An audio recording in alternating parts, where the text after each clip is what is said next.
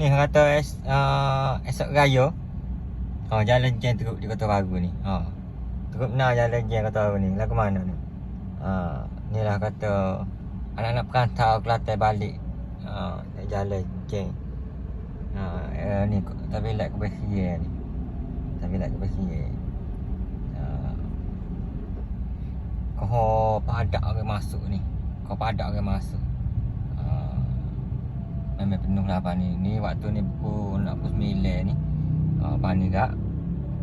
Memang sombak lah. Masuk dalam bandar tu. Kalau area situ ya clear molek sini ya jam ni. Maknanya nak naik kau dalam bandar. Alah-alah kau turun ya tak jam mana? Tak jam lah. Alah kau turun lah naik dalam bandar tu jam. Tamu dalam bandar tu tengah memang sombak apa semua. Memang orang kata nak gerak memang suka lah. Rancang perjalanan anda. Kau kan semoga mudah segala kuasa. Amin.